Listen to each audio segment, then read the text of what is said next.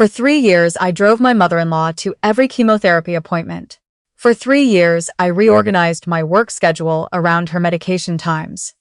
For 3 years, I slept on a fold-out cot in her spare bedroom twice a week so she wouldn't wake up alone at 2 a.m. and be afraid.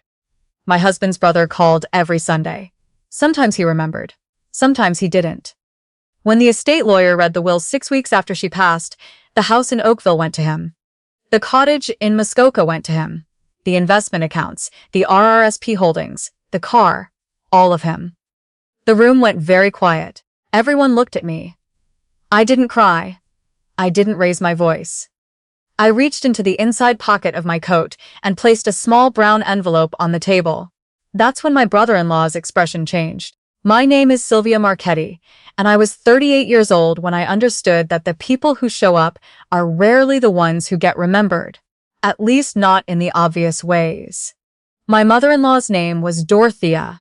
She was 71 when she was diagnosed with ovarian cancer, and she was the kind of woman who apologized for inconveniencing you, even when she was the one suffering. The first time I drove her to the cancer center on Queensway, she brought me a Tim Hortons double-double and a maple-glazed donut because she felt bad about taking up my morning. I told her she didn't need to do that. She did it every single time anyway. My husband, Andrew, and I had been married for 6 years when his mother got sick. We lived 40 minutes from Dorothea, close enough that the geography made a certain logic of who would step in. Andrew's younger brother, Nathan, lived in Vancouver. He had a good job, a nice apartment in Kitsilano, a girlfriend who worked in tech. His life was full in the way that lives far away always appear to be, curated and uncomplicated from a distance. In the beginning, Andrew and I divided things evenly. He handled the financial paperwork, the insurance calls, the conversations with her oncologist about treatment timelines. I handled the physical, the appointments, the grocery runs, the cooking. But Andrew's contracting work started picking up in a way that felt impossible to turn down, and slowly the division of labor stopped being a division at all. He was still present. Dinners on Sundays, phone calls throughout the week. But the appointments became mine. The overnight stays became mine. The 6 a.m. drives in February when Dorothea needed labs done before her infusion became mine. I want to be honest about something. I didn't resent it. Not really. Dorothea was a good woman, and somewhere along the way, we had built a friendship that had nothing to do with the fact that I'd married her son.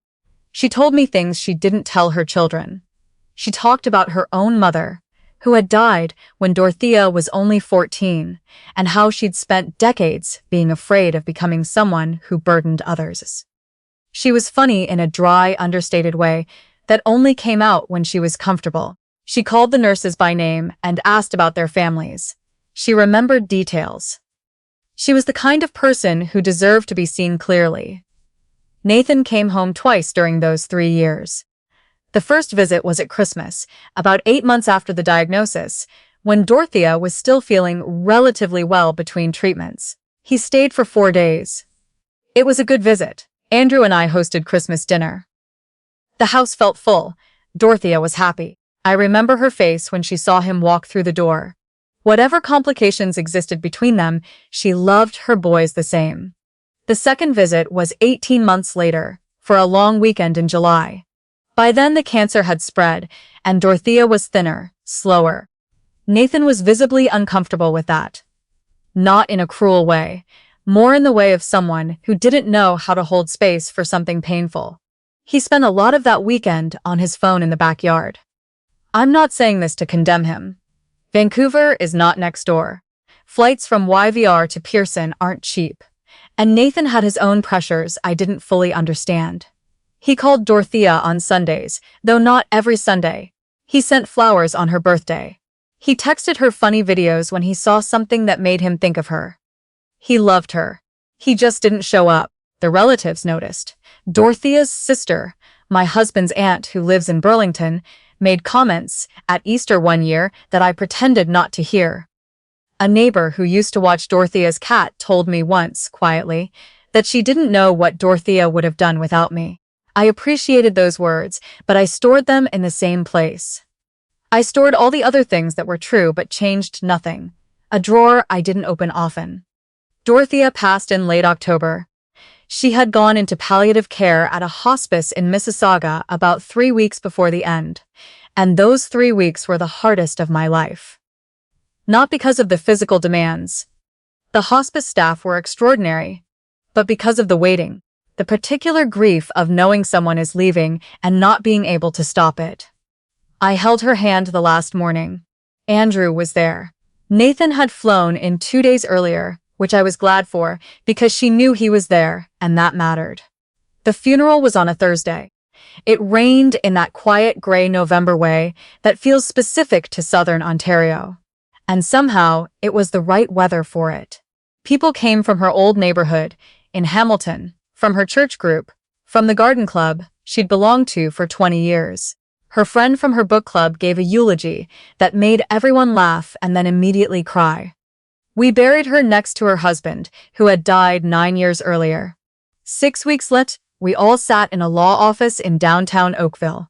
The lawyer's name was Mr.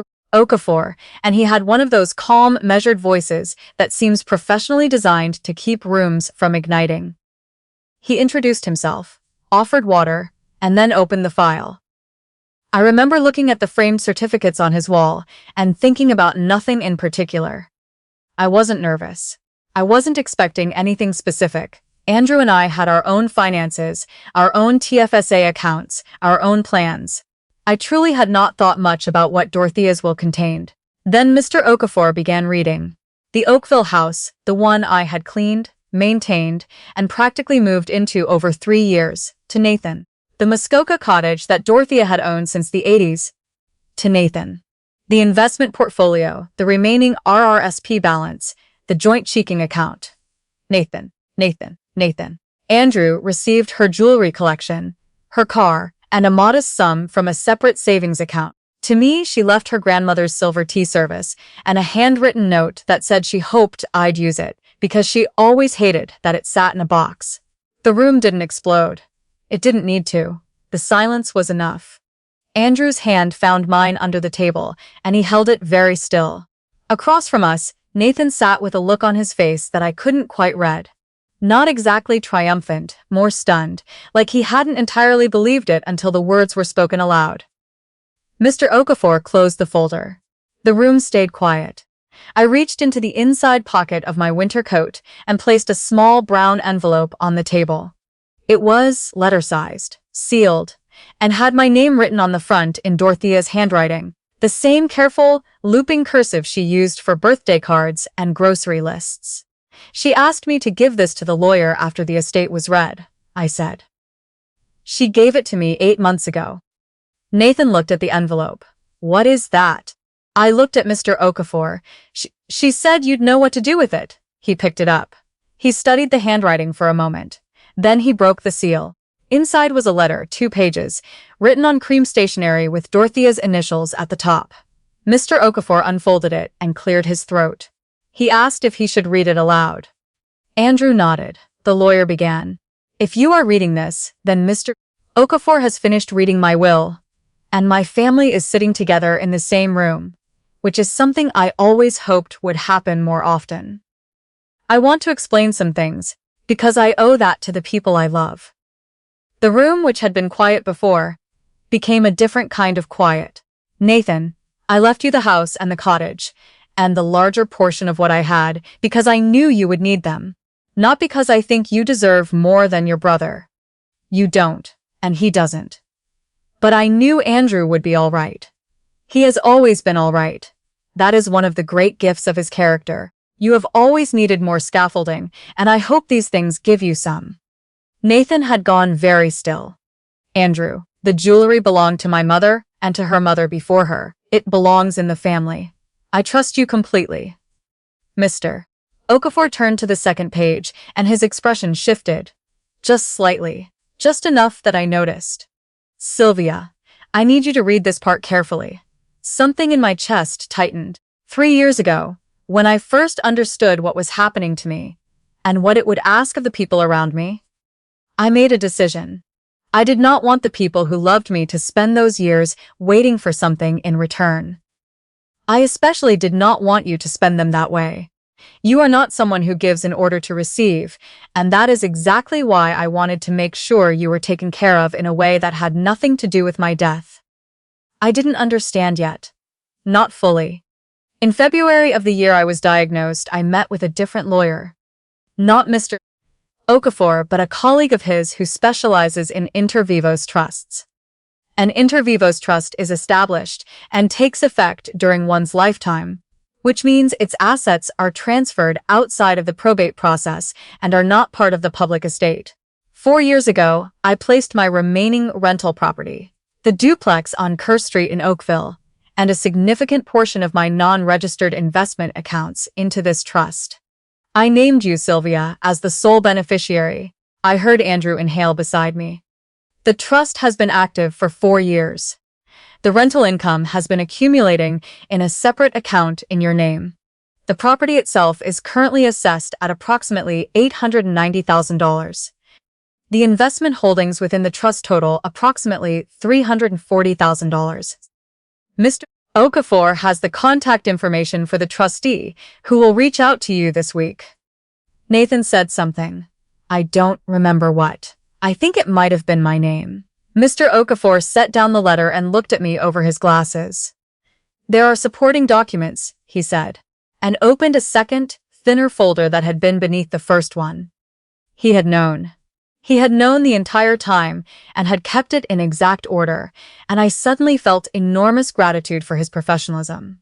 The documents were real. Signed, dated, notarized, filed with the province. The trust had been established before I even knew Dorothea was sick.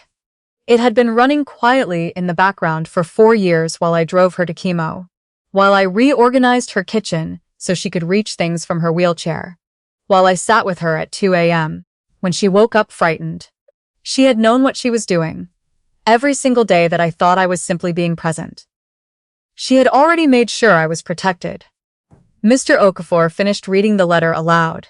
I chose this arrangement because I wanted you to have something that no one could argue about at a table after I was gone. The will is a public document, and grief makes people into people they sometimes regret. The trust is private. It is yours. It has been yours for a long time already. I hope it gives you the freedom to make choices that your own good heart would never quite let you make for yourself. I love you, Sylvia. Not because you drove me to appointments. Because you stayed. The room didn't erupt into shouting. That's not how real moments like this work. Real moments like this sit in the air for a long time before anyone moves. Nathan put his face in his hands. Not dramatically, quietly. Like someone doing math they didn't want to finish. Andrew was crying. I didn't notice until he reached up to wipe his face and I saw it. He's not someone who cries easily, and watching him do it then. Not with anger. Not with resentment, just with grief and something like awe. It was one of the most intimate things I have ever witnessed. I could have said something. I had a year's worth of early mornings and canceled weekends and missed professional development opportunities that I could have named one by one. I could have looked at Nathan and made sure he understood the mathematics of presence. I didn't. Not because I was performing grace, because it genuinely wasn't the point. Dorothea had spent 40 years worrying about being a burden. And the most important thing she left behind wasn't a property on Kerr Street, or an investment account, or the cream stationery, with her initials at the top. It was the understanding that she had seen me, that in those 3 years of appointments and overnights, and folded-out cots and drives through February, she had been paying attention. Not to compensate me, to know me. Nathan and I talked for a while in the parking garage afterward, just the two of us. He asked me if I had known about the trust. I told him honestly that I hadn't known anything. He nodded. He asked if I thought she'd been fair. I thought about it for a moment. I said I thought she'd been very thoughtful, which isn't exactly the same thing, and he accepted that. He's not a bad person. He was a person who lived far away and didn't know how to close that distance, and his mother had loved him anyway, and given him what she thought he needed.